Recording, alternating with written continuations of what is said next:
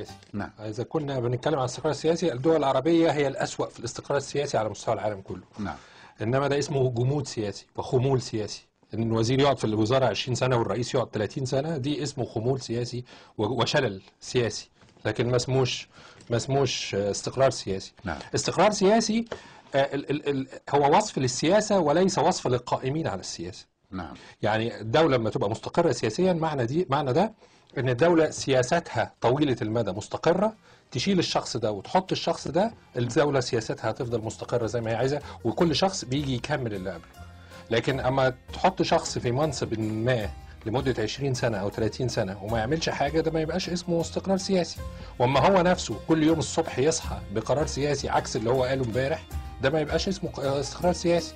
واما يمشي بكرة ويجي وزير تاني ويبتدي ويهد كل اللي عمله، زي الفراعنة لما كانوا بيعملوا، اما يطمس المعبد بتاع اللي قبله ويعمل هو ابتدي من اول وجديد، مره ثانويه عامه 3 سنين، مره ثانويه عامه 2 سنين، مره 5 ابتدائي و6 ابتدائي، مره مش 6 ابتدائي، وفي وزير جديد مش عارفين هيعمل ايه، وهو عايز يغير برضه. فده ما اسموش استقرار سياسي، ده اسمه فقط.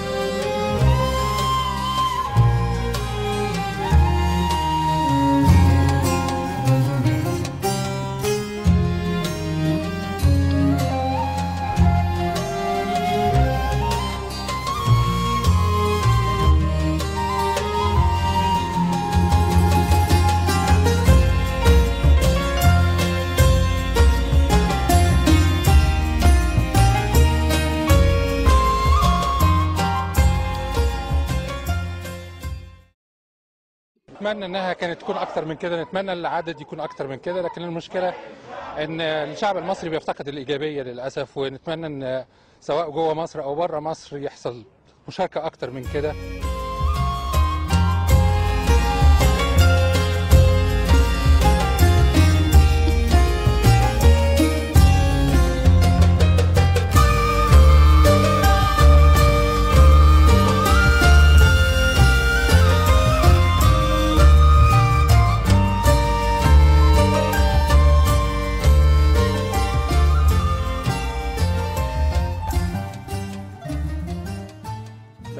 بقى الوضع فيه عشوائية، وبقى كل واحد يستفيد من الفساد بطريقته، بما في ذلك المواطن البسيط. يعني هو الفساد بقى عشش في كل حتة، والمواطن البسيط بيستفيد بطريقته، والرجل الأعمال بيستفيد بطريقته، وصاحب السلطة بيستفيد، كل واحد بيستفيد من الوضع القائم، لأن محدش عايز يعمل التسوير، اسمح لي أقول لفظ تسوير المطلوب للإصلاح.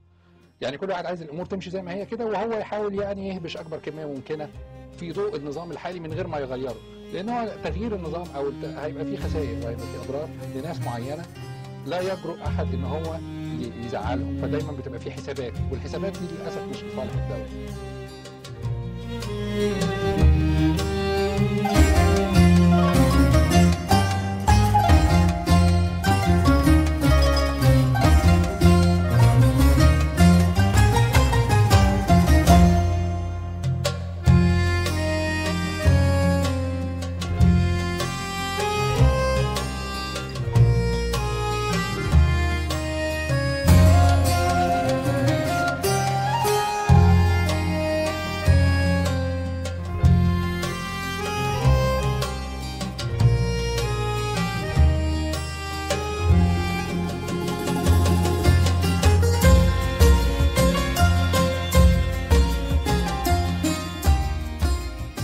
النقطة الأولانية اللي هي الأمية بتاعة الكمبيوتر. نعم.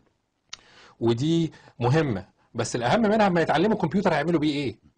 هل هيروح ينزل أغاني وينزل أفلام ويعمل شات، ده اللي بيحصل ولا هيعمل بيه بحث علمي؟ وبالتالي أنت لما بتعلموا الكمبيوتر في المدرسة، ده بيبقى جزء من مخطط كبير على مستوى الدولة. أنت عايز لما ده تعلمه كمبيوتر، عايز تستفيد منه إيه؟ في الهند في 5 ابتدائي بيعمل بروجرام كمبيوتر. يعني مش مجرد أمية ان هو بيتعلم كمبيوتر، هو بيتعلم كمبيوتر وعارف ان ده هيصمم بروجرام، وتبقى الهند دوله متقدمه في السوفت وير مثلا في البروجرامز، بتعمل بروجرامز بتاعته كمبيوتر عشان هو بيعلمهم ابتدائي عشان يوصل للهدف ده، مش يرصوا كمبيوترات في المدرسه ويلا روحوا اتعلموا وخلاص وكل واحد يتعلم ازاي يشتغل بالكيبورد وبتاع ويسيبه بعد كده يعمل اللي هو عايزه. ده ما اسموش ان هو محى اميته، بس مش الفكره محو الاميه، الفكره محو الاميه الكمبيوتريه دوت او الحاسوبيه ده هيوصل لايه في الاخر. النقطه الثانيه هي الروح العلميه ودي متعلقه بدي بقى.